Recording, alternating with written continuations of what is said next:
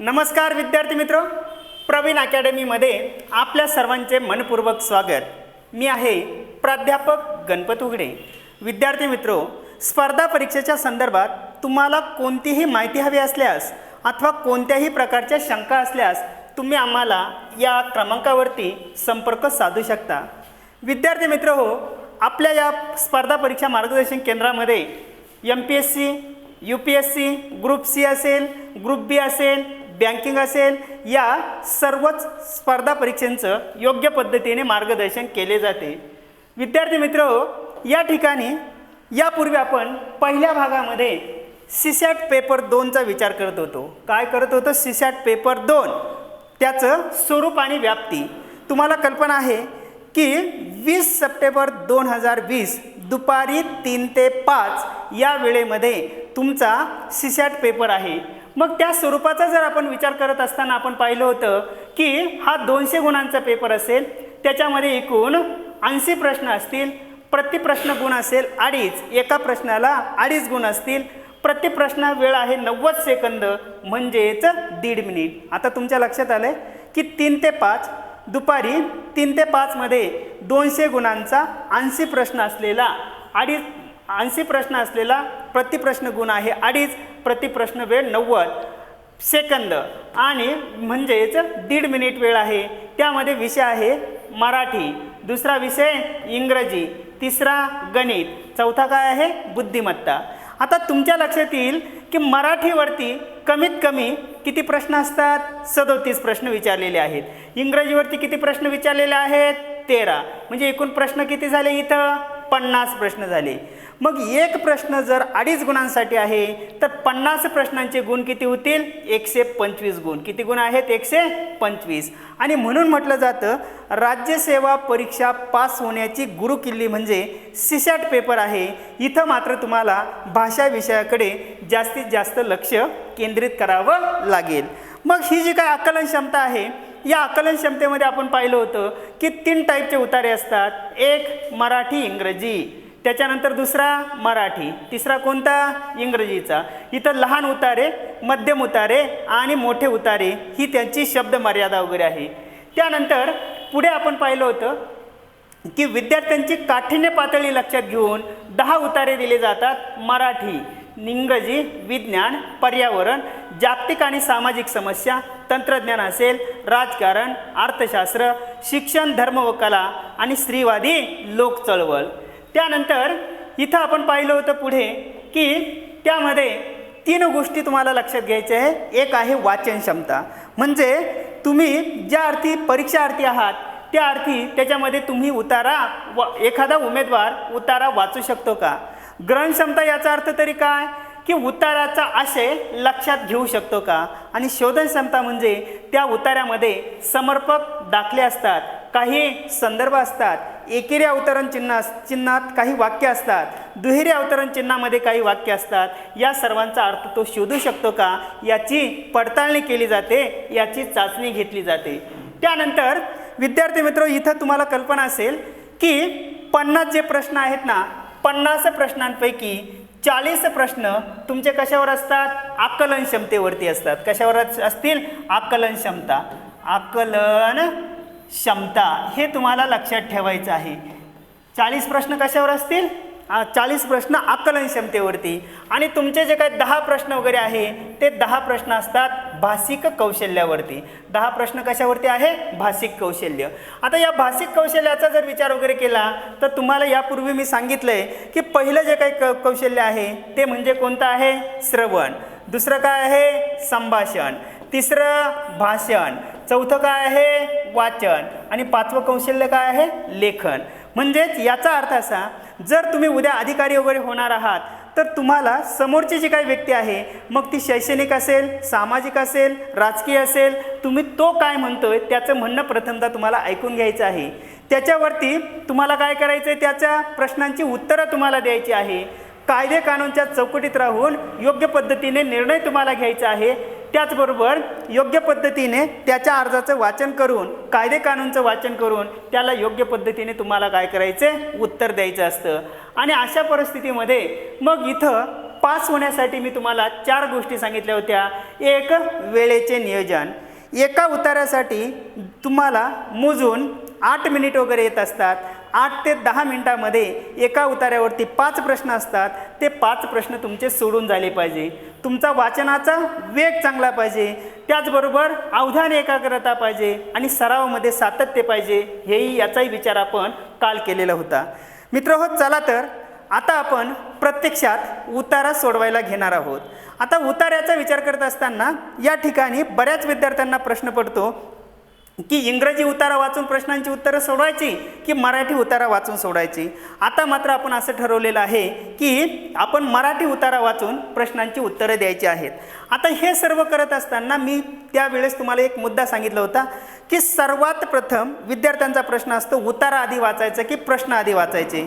मी तर तुम्हाला असे सांगेल की पहिल्यांदा उतारा तुम्ही वाचा. उतारा वाचल्यानंतरच तुम्हाला खालील प्रश्नांची उत्तरं समजणार आहे. आता उतारा वाचन करत असताना पहिलाच मुद्दा आहे सर्वात महत्त्वाचा, मनात प्रश्न ठेवा उतार्याचा विषय काय आहे. काय, आता उतारा वाचायला सुरुवात करायची आहे, परंतु पहिला प्रश्न काय ठेवला, मनात प्रश्न ठेवा उतार्याचा विषय काय आहे. दुसरी गोष्ट, उतार्याला अनुसरून त्याच्यामध्ये कोणकोणते मुद्दे, कोणकोणते उपमुद्दे मांडलेले आहेत, कोणकोणते कठीण शब्दार्थ आहेत, आपण ज्याला कीवर्ड म्हणतो. काय म्हणतो त्याला, कीवर्ड. त्याच्या खाली तुम्हाला काय करायचं आहे, अधोरेखित करायचं आहे. पहिला प्रश्न लक्षात आला. पुन्हा एकदा सांगतो, उतारा वाचन करत असताना मनात प्रश्न ठेवा उतार्याचा विषय काय आहे. दुसरी गोष्ट लक्षात ठेवायची आहे, उतार्यामध्ये कठीण शब्दार्थ कोणते आहे, ज्याला आपण कीवर्ड म्हणतो. एकेरी अवतरण कोणतं आहे, दुहेरी अवतरण कोणतं आहे, म्हणी कोणत्या आहेत, वाक्प्रचार कोणते आहे, याला काय करायचं आहे, तुम्हाला अधोरेखित करायचं आहे. तिसरी गोष्ट, ज्यावेळेस तुम्ही प्रश्न वगैरे वाचता मनाची द्विधा स्थिती न होऊ देता योग्य उत्तराची तुम्हाला निवड करायची आहे.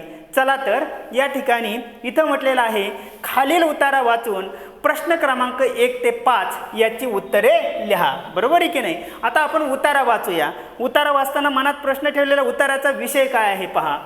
पाऊल वाटेचे मला नेहमीच आकर्षण वाटते. पाऊल वाटेचे मला नेहमीच आकर्षण वाटते.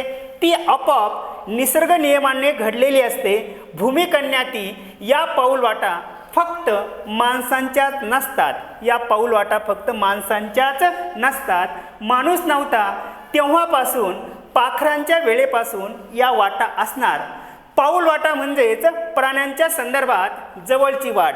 घनदाट अरण्यातून विमुक्त माळावरून राहत्या जागेपासून पाणवठ्यापर्यंत जाणारी, पाखरांची घरटी जवळ करणारी, तशीच माणसांची या पाऊलवाटांना आदिवाटा असे म्हणतात. या पाऊलवाटांना काय म्हणतात, आदिवाटा.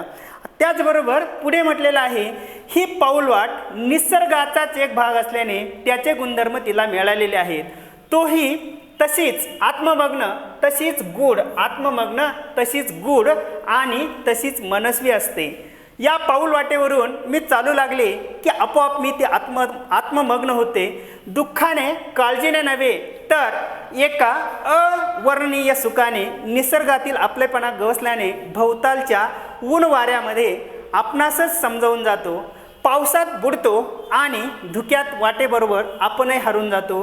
ती एक चालती समाधीच असते. ती एक चालती समाधीच असते. या पाऊलवाटेचे गूढपण मला आगगाडीतून प्रवास करताना दिसते. खिडकीशी बसावे आणि फक्त पाऊलवाटा बघाव्यात. कुठे जातात आणि पुढे दिसत नाहीशा होतात.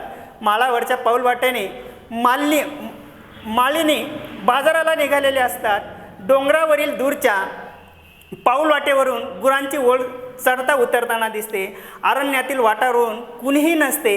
एकाएकी गुढ अशा अरण्यातून ती दिसत पुढे पुढे नाहीशा होतात आणि त्या पाऊलवाटेची रांग तरी किती पिवळ्या, लाल, पांढऱ्या राखी सावलीने झाकळलेल्या असतात. उन्हाने रसरसलेल्या. आणि गंमत ही की या वाटा आगगाडी समांतर नसतात, काटकोनात धावत असतात. या वाटा पाहण्यासाठी तरी आगगाडीतून प्रवास करावा असे मला अजून वाटते. त्याचे बालपण खेड्यात रमले आहे, खेड्याशी एकरूप झालेले आहेत. तो पुढील आयुष्यात पाऊलवाट कधीच विसरत नाही. अमेरिकेचे नागरिकत्व मिळूनही जेव्हा त्याच्या पायाखाली न्यूयॉर्कमधली पाऊलवाट, इथं पाच संदर्भ कसा आहे, न्यूयॉर्कमधील पाऊलवाट, तेव्हा तो नक्कीच आनंदाने उंचवळून येईल. खडक फोडून झरा वर यावा तसा हा आनंद, त्याची विद्वत्ता, त्याचे बहुमान, उच्चभ्रूपण आणि त्याची नागररीती या सर्वातून वाट काढून वर येते. पाऊलवाट त्याच्या बालपणाच्या पाऊलखुणांना कडकडून भेटलेली असते. आता काय केलं मित्र, आपण फक्त मनामध्ये विषय ठेवला होता. विषय, उताराचा विषय कोणता आहे? उताराचा विषय काय आहे? पाऊलवाट, बरोबर आहे की नाही? किंवा तिलाच काय म्हटलं जातं? चाहुलवाट. आता पाऊलवाट म्हणजे तरी काय, तर खेडेगावामध्ये जो काही पांदीचा रस्ता वगैरे असतो, अरुंद झाडीतून जाणारा जो रस्ता वगैरे असतो, त्याला काय म्हटलं जातं? पाऊलवाट म्हटलं जातं. आता या पाऊलवाटेच्या संदर्भात हा उतारा आहे. त्या ठिकाणी नागररीती सांगितलेली आहे. आता पाहूया याच्यावरचे प्रश्न कसे आहेत ते.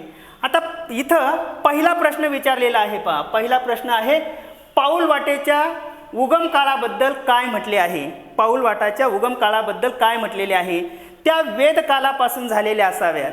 आता वेदकाल म्हणजे तुम्हाला माहीत आहे की महाभारत, रामायण वगैरे, मग वेदकाळ म्हणजे ऋग्वेद, सामवेद, अथर्ववेद, आर्यांचा कालावधी अगदी प्राचीन 9व्या शतकातला पासून. तर वेदकालापासून झालेल्या असाव्यात. त्याच्यानंतर माणूस 2 पायावर चालायला लागल्यापासून झालेल्या असाव्यात. पाखरांच्या काळापासून तयार झालेल्या असाव्यात. आता इथं काय म्हटलेलं आहे की वेदकालापासून तयार झालेल्या असाव्यात. त्याच्याही अगोदर, वेदांच्याही अगोदर ज्यावेळेस मानवाची उत्क्रांती झाली, उत्क्रांतीचा सिद्धांत कोणी मांडला? चार्ल्स डार्विनने वगैरे मांडला. मग त्याच्यामध्ये निअँडरथल मानव असेल, होमोसॅपियन असेल, होमोसॅपियन असेल, ही मानवाची जी काही उत्क्रांती आहे तिच्याही तेव्हापासून पाऊलवाटा पाखरांच्या पक्ष्यांच्या होत्या. म्हणजे हे विधान चुकीचं आहे. माणूस 2 पायावर चालायला लागल्यापासून झाले असाव्यात, हेही विधान चुकीचं आहे. परंतु पाखरांच्या काळापासून तयार झालेले असाव्यात. ज्यावेळेस आपण म्हणतो की उभयचर, त्याचबरोबर भूचर वगैरे. आता खरं तर हे जे काही संदर्भ आहे, उतार्यामध्ये कधीही स्वतःचं मत व्यक्त करायचं नसतं.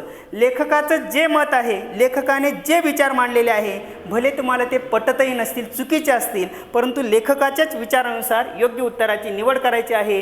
आणि म्हणून पाखरांच्या काळापासून झाल्या असाव्यात. म्हणजे या ठिकाणी फक्त 3 उत्तर बरोबर आहे. हा पहिला मुद्दा बरोबर आहे, फक्त 3 उत्तर बरोबर, 2 व 1 उत्तर कसं आहे? चुकीचं आहे. आता याचा विचार करत असताना पहा, पाऊलवाटा ती एक चालती बोलती समाजीच असते. म्हणजे त्या आत्ममग्न असतात. कशा असतात त्या? आत्ममग्न असतात. इथं त्याचं उत्तर वगैरे आहे. आता इथं उत्तर काय आलं तुमचं की पाऊलवाटांच्या उगम काळाबाबत काय म्हटले आहे? तर तुमचं उत्तर आहे प्राण्या पाखरांच्या काळापासून त्या तयार झालेल्या असाव्यात. म्हणजे एक उत्तर चुकीचं आहे, दुसरंही उत्तर चुकीचं आहे, फक्त तिसरं उत्तर बरोबर आहे. म्हणून या ठिकाणी पहिला पर्याय बरोबर आहे, फक्त 3 बरोबर, 2 व 1 चुकीचं आहे. त्यानंतर प्रश्न दुसरा आहे, पाऊलवाटांना गूढ म्हटले आहे. पाऊलवाटांना गूढ म्हटले आहे. गूढ अरण्यातून ते पुढे नाहीशा होतात. निसर्ग मुळातच गूढ आणि आत्ममग्न असतो. पाऊलवाट समाधिस्थ असते. आता आपण जे काय अधोरेखित केलं होतं उतार्यामध्ये, तिचं याचं इथं उत्तर वगैरे सापडते. पहा की पाऊलवाट समाधिस्थ असते. समाधिस्थ असते म्हणजे त्याच्यामध्ये कोणत्याही प्रकारचा बदल होत नाही. म्हणजे प्राणी असतील, पक्षी असतील, प्राणी असतील, ते एक प्रकारची ती नागररीत वगैरे दाखवलेली आहे. आणि म्हणून इथं म्हटलेलं आहे पाऊलवाट ही कशी असते? समाधिस्थ असते. म्हणजे इथं उत्तर फक्त 3 बरोबर आहे. इथं उत्तर काय आहे? फक्त 3 बरोबर. म्हणजे इथं 1 उत्तर बरोबर आहे. इथं उत्तर लक्षात घ्या. आता फक्त 3 उत्तर बरोबर आहे. काय उत्तर बरोबर आहे? 3 उत्तर याचं बरोबर आहे.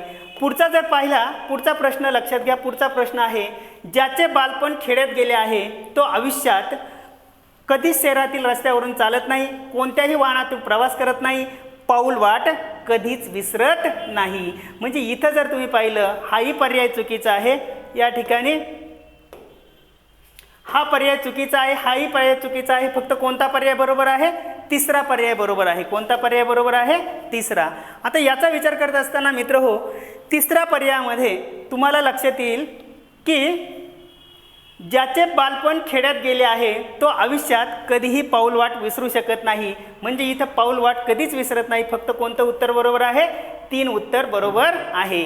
त्यानंतर पुढचा जो काय चौथा प्रश्न आहे, उतार्याला समर्पक शीर्षक कोणते देता येईल? उतार्याला समर्पक शीर्षक कोणते देता येईल? मग इथं शीर्षकाच्या बाबतीत काय असतं माहिती आहे का? बऱ्याच जणांची संभ्रम अवस्था होते, हे उत्तर बरोबर की ते उत्तर बरोबर. परंतु तुम्हाला उतार्यामध्ये एकच शब्द जितक्या वेळा रिपीट झालेला असेल, पुन्हा पुन्हा आलेला असेल, त्या शीर्षकाची निवड करायची असते. आत्ममग्न पाऊलवाट, चाहुलवाट, जागोजागीचे रस्ते. तर या ठिकाणी तुमचं उत्तर आहे हे भाई आत्ममग्न पाऊलवाट. तिसऱ्या परिच्छेदामध्ये हा शब्द आलेला आहे, आत्ममग्न पाऊलवाट हे उत्तर. आणि दुसरा पर्याय आहे चाहुलवाट. म्हणजे ज्या वेळेस आपण एखाद्या पांदीच्या रस्त्याने जात असतो, मग एखादा सरपटणारा प्राणी असेल तर त्याला स्पंदन वगैरे जाणवतात, तो काय करतो, आपला वेग वगैरे वाढवतो. एखादा वाघ असेल, सिंह असेल, तो रस्त्याने चाललेला आहे, लगेच पशुपक्षी काय करत असतात, दूर उडून वगैरे जात असतात, म्हणजे त्यांना ती काय होते, चाहूल लागते. म्हणून याचं उत्तर आहे की 1 आणि 2 बरोबर. 1 आणि 2 म्हणजे चौथा पर्याय हे काय आहे, हे याचं उत्तर बरोबर आहे. की या उत्तराला योग्य शीर्षक आत्ममग्न पाऊलवाट पण आहे आणि चाहुलवाट पण बरोबर आहे. म्हणजे याचं उत्तर आहे 1 व 2 उत्तर बरोबर. बाकीची उत्तरं कशी आहेत, ती चुकीची आहेत. त्यानंतर पुढील 5वा प्रश्न आहे की पुढील 2 वाक्य वाचा. पाऊलवाट म्हणजे भूमिकन्या, आदिवाट, आदिवाट चालती समाधी. पाऊलवाट म्हणजे भूमिकन्या, आदिवाट चालती समाधी. आणि न्यूयॉर्कमधील पाऊलवाटेवरून चालताना त्याची नागररीती वाट काढून वर येत नाही. आता याचं जर उत्तर वगैरे पाहिलं तर हे पहिलं उत्तर बरोबर आहे, परंतु हे दुसरं उत्तर कसं आहे, चुकीचं आहे. म्हणजे 1 बरोबर आणि 2 चुकीचं. इथं एक भाग अजून दिला जातो परीक्षेला की पूर्वार्ध बरोबर उत्तरार्ध चुकीचा, पूर्वार्ध बरोबर उत्तरार्ध चुकीचा. तर हा पूर्वार्ध कसा आहे, बरोबर आहे, आणि उत्तरार्ध कसा आहे, चुकीचा आहे. आता का चुकीचा, तर न्यूयॉर्कमधील पाऊलवाटेवरून चालताना त्याची नागररीती वाट काढून वर येत नाही म्हटलेलं आहे. इथं आहे पाहिजे होतं, काय पाहिजे होतं, आहे पाहिजे होतं. आणि म्हणून मित्र या ठिकाणी 1 उत्तरार्ध बरोबर आहे, परंतु पूर्वार्ध बरोबर आहे, परंतु उत्तरार्ध कसा आहे, चुकीचा आहे. म्हणजे इथं 1 बरोबर आणि 2 चुकीचे. आणि म्हणून हे चौथं उत्तर इथं कसं आहे, बरोबर आहे. थोडक्यात मित्र इथं तुम्हाला फक्त एक टेक्निक लक्षात घ्यायचं आहे. हा काही वेगळा आगळा शिकण्याचा भाग नाही. उतारा वाचताना मनामध्ये प्रश्न ठेवा, उतार्याचा विषय काय आहे, विषयाला अनुसरून कोणकोणते मुद्दे उपमुद्दे मांडलेले आहेत. त्याचबरोबर तिथं ठराविक शब्दांना कीवर्ड अधोरेखित करायचे आहे आणि मनाची द्विधा स्थिती न होऊ देता योग्य उत्तरांची निवड करायची आहे. प्रश्न पाहत असताना नाही विचारलंय, आहे विचारलंय, पूर्वार्ध बरोबर, उत्तरार्ध चुकीचा, नेमकं काय विचारलंय हे समजून घेणं गरजेचं आहे. त्यानंतर मित्र या ठिकाणी दुसरा उतारा दिलेला आहे इतिहासाच्या संदर्भात. आता इतिहासाच्या संदर्भातील उतार्याचा विचार करत असताना इतिहासामागे 3 बलवत्तर प्रेरणा असतात. समता, न्याय, सम्मिलन या 3 प्रेरणा. समतेची उर्मी, इथं पहा, समतेची उर्मी ही अधिक स्वाभाविक, दमदार आणि रसरशीत असते. ती व्यक्तींना व समाजाला उत्साही, जोशदार, उत्कृष्ट, वैदिष्ण, झुंजार, बेडर व वीज गिशू बनवते. ज्या चांगल्या गोष्टीबरोबर असूया, स्पर्धा, चुरस, यादवी आणि रान दांगडेपणा यांनाही समतेमुळे अवसर मिळतो. तिच्यामुळे विघटन व हिंसा, हे शब्द अधोरेखित करायचे आहे, विघटन व हिंसा प्रादुर्भाव होतो.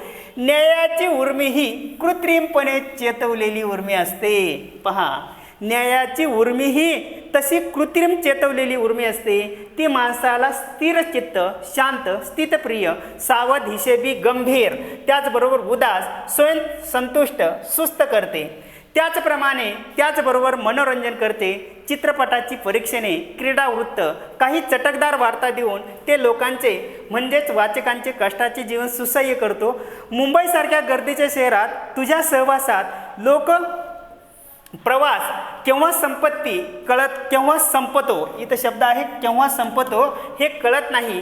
त्याचबरोबर तू नोकरीच्या बातम्या देतोस, राहण्याच्या जागा दाखवतोस, वधूला वर सुचवतोस, वराला सांगतोस, नभोवाणी, दूरचित्रवाणी, गावात होणारे कार्यक्रम कथन करतोस. तुझे रूप पाहून म्हणावेसे वाटते की तू काय करतोस हे पाहण्याऐवजी तू काय करत नाहीस ते पाहावे. तुझा विस्तार फार तर 8 पाणी, तुझा विस्तार फार तर 8 पाणी, पण तू तुझ्या अंगी नाना कळा आहेत. खरोखरच तू परमेश्वराचं सूक्ष्म रूप आहे. वृत्तपत्रा, तुझे सामर्थ्य किती प्रचंड आहे पहा. निद्रिस्त समाजात जागे करण्यासाठी मोठमोठ्या विचारवंतांनी तुझी कास धरली.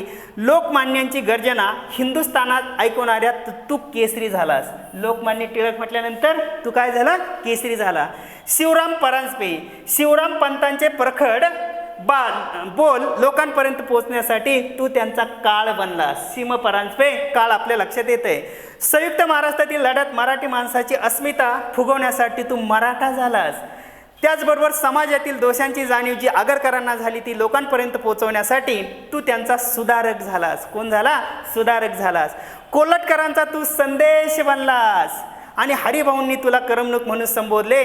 विविध नावे विविध रूपे घेणारा तू परमेश्वराचा अवतार आहेस. तुझे सामर्थ्य भयाने आणीबाणीत तुझ्यावर बंदी आली. तू नामशेष झाला नाहीस, होणार नाहीस. उलट तुझे तेज अधिकच वाढेल आणि ते वाढतच जाणार. म्हणून तुला त्रिवार वंदन, म्हणून तुला त्रिवार वंदन. आता मित्र पहा, या ठिकाणी काय केलेलं आहे? उतार्याचं आपण वाचन केलं आहे. आता उतार्याचं वाचन केल्यानंतर तुमच्या लक्षात येईल की हा इतिहासावर आधारित वर्तमानपत्रांचा उतारा आहे. वर्तमानपत्रांनी समाजामध्ये कसं प्रबोधन केलं, त्याच्यामध्ये मग लोकमान्य टिळक असतील, त्याचबरोबर सिम परांजपे असतील, त्याचबरोबर इथं सुधारक वृत्तपत्र असेल, काळ असेल, संदेश असेल, यांचं महत्त्व किंवा परिवर्तनाची भाषा सांगितलेली आहे. मग या उतार्यावरती प्रश्न कसे विचारलेले आहेत पहा. यापूर्वी आयोगाने विचारलेले जे काही उतारे आहेत तेच उतारे या ठिकाणी हे आपण एक उदाहरण म्हणून घेतलेले होते. आता याच्यावरती प्रश्न पाहूया. सत्ययुगात परमेश्वरापर्यंत वार्ता पुरवणारे कोण? सत्ययुगामध्ये परमेश्वरापर्यंत वार्ता पुरवणारे कोण? तर त्याचं उत्तर काय आहे? नारद मुनी. सत्ययुगामध्ये म्हणजे जो काय पूर्वीचा कालखंड होता त्यावेळेस दूरचित्रवाणी, नभोवाणी, साप्ताहिके ही सगळं म्हणजे ही जी काही प्रसारमाध्यमं आहे ही प्रसारमाध्यमं कधीची आहे? अलीकडची आहे. ज्यावेळेस तुम्ही शिवलीला अमृत पहा किंवा रामायण असेल, महाभारत असेल किंवा इतर मालिका वगैरे तुम्ही दूरदर्शनवरती पाहता तर त्यावेळेस तुम्हाला काय दाखवलेलं? उतार्यामध्ये देखील शब्द आलेला आहे. तिथं उत्तर काय आहे? सत्ययुगात परमेश्वरापर्यंत वार्ता पुरवणारे कोण होते? नारद मुनी. त्यानंतर दुसरा प्रश्न आहे, लोकमान्यांची गर्जना हिंदुस्थानात ऐकवण्यासाठी कोणते वर्तमानपत्र होते? लोकमान्य टिळक. आता तुम्हाला माहिती आहे काळ, सिम परांजपे, आगरकर, संदेश आहे. लोकमान्य टिळकांचा काय होता? केसरी. यापूर्वी आपण अधोरेखित केलेला आहे, त्याच्यामध्ये ते शब्द आपण पाहिलेलेच आहे. सरळ सरळ उत्तर आहे. इथं उत्तर कोणतं आहे मग? केसरी. लोकमान्य टिळक केसरी. पुढचा प्रश्न आहे तिसरा, उतार्यावरील तिसरा प्रश्न आहे, समाजातील दोषांची जाणीव आगरकरांनी कोणत्या वृत्तपत्राजवळ दिली? तिसरा शेवटचा जो पॅरेग्राफ होता, परिच्छेद होता, त्याच्यामध्ये इथं उत्तर आहे सुधारक. समाजातील दोषांची जाणीव आगरकरांचं काय आहे? सुधारक आहे. सिम परांजपेंचं कोणतं वृत्तपत्र आहे? काळ आहे. आणि लोकमान्य टिळकांचं काय होतं? केसरी आणि मराठा वगैरे होतं. आणि म्हणून या ठिकाणी काय आहे? सुधारक उत्तर आहे. त्यानंतर पुढे चौथा प्रश्न आहे, संदेश वृत्तपत्र कोणाचे? तर माहिती आहे संदेश कोणाचा आहे? कोल्हटकरांचं. कोणाचं आहे? कोल्हटकरांचं आहे. कोल्हटकर म्हणजे इथं उत्तर काय आहे? कोल्हटकर आहे. त्यानंतर पाचवा प्रश्न आहे, पंधरवाड्याचे प्रसिद्ध होणारे, पंधरवाड्यामध्ये प्रसिद्ध होणाऱ्या वृत्तपत्रास काय म्हणतात? तर तुमचं उत्तर आहे पाक्षिक. काय उत्तर आहे? पाक्षिक. हा एक जनरल नॉलेजचा भाग आहे. आता पहा, दर दिवशी प्रसिद्ध होणारं काय असतं? काय असतं? दैनिक असतं. दर दिवशी प्रसिद्ध होणारं काय असतं? दैनिक असतं. आठवड्यातून प्रसिद्ध होणारं साप्ताहिक असतं. आठवड्यातून प्रसिद्ध होणारं काय असतं? साप्ताहिक असतं. साप्ताहिक. महिन्यातून प्रसिद्ध होणारं काय असतं? मासिक असतं. महिन्यातून प्रसिद्ध होणारं मासिक असतं. 3 महिन्यातून प्रसिद्ध होणारं त्रिमासिक असतं. काय असतं? त्रैमासिक असतं. त्रैमासिक असतं. 3 महिन्यातून प्रसिद्ध होणारं. 6 महिन्यातून प्रसिद्ध होणारं षण्मासिक असतं. काय असतं? षण्मासिक असतं. वर्षातून प्रसिद्ध होणारं काय असतं? वार्षिक असतं. वर्षातून प्रसिद्ध होणारं वार्षिक असतं. 3 वर्षातून प्रसिद्ध होणारं त्रिवार्षिक असतं. आता तुम्हाला लक्षात आलं, दर दिवशी प्रसिद्ध होणारं दैनिक, आठवड्यातून प्रसिद्ध होणारं साप्ताहिक, महिन्यातून प्रसिद्ध होणारं मासिक, 3 महिन्यातून प्रसिद्ध होणारं त्रिमासिक, 6 महिन्यातून प्रसिद्ध होणारं षण्मासिक, वर्षातून प्रसिद्ध होणारं वार्षिक, 3 वर्षातून त्रिवार्षिक. परंतु या ठिकाणी एक शब्द राहिलेला आहे की ठराविक काळानंतर प्रसिद्ध होणारे जे वृत्तपत्र असतं त्याला नियतकालिक म्हणतात. नियतकालिक. नियतकालिक म्हणतात. काय म्हणतात? नियतकालिक. हा जनरल नॉलेजचा भाग वगैरे आहे. आणि म्हणजेच वाचाल तर वाचाल, जर तुमचं वाचन चांगलं असेल तर तुम्ही अशा पद्धतीची प्रश्नांची उत्तरं योग्य पद्धतीने देऊ शकता. आणि दुसरी गोष्ट म्हणजे अशी की एका उतारावरती 5 प्रश्न विचारले जातात. 5ही प्रश्नांची उत्तरं बरोबरच आली पाहिजे अशी अपेक्षा नाही. 3 उत्तरं जरी तुमची बरोबर आली, सुटली तुम्हाला, तर इथं काय करायचं आहे? मग तुम्हाला माहिती आहे याचं उत्तर पाक्षिक आहे. पहिल्याचं उत्तर 2 आहे, दुसऱ्याचं उत्तर 4 आहे, तिसऱ्याचं उत्तर हे 1 आहे. अशा खुणा केल्या. आता काय करायचं आहे तुम्हाला? तुमची आन्सर की घ्यायची आहे. आणि आन्सर की घेतल्यानंतर पहिल्या उताराचे प्रश्न आन्सर कीवर म्हणजे मल्टिपल चॉईस क्वेश्चन तुम्हाला काय करायचे? योग्य पद्धतीने त्या ठिकाणी मार्क करायचे आहेत. आणि अशा पद्धतीने हळूहळू तुम्ही जर पुढे जात गेला, वेळेचं भान ठेवलं, अवधान एकाग्रता ठेवली, वाचनाचा वेग वगैरे वाढवला आणि मनामध्ये सकारात्मक दृष्टिकोन ठेवला, तर 100% या ठिकाणी तुमचे 50 पैकी कमीत कमी 40 ते 45 प्रश्न सहज तुम्ही सोडू शकता. आणि त्याच ठिकाणी तुम्हाला कमीत कमी 38 ते 40 मार्क सहजपणे मिळवता येतात. कारण मराठी ही आपली मातृभाषा आहे. ती आपल्याला आई जेवढी जवळची असते तेवढी दुसरी व्यक्ती जवळची नसते. आणि म्हणून मातृभाषेवरती निश्चितपणे ही जी काही गुरुकिल्ली आहे, या गुरुकिल्लीचा थोडाफार तुम्ही सराव वगैरे केला तर निश्चितपणे CSATमध्ये तुम्ही चांगल्या पद्धतीने मार्क मिळवून पास होऊ शकता. धन्यवाद मित्रो. पुढील भागामध्ये पुढील उतार्याचा आपण अभ्यास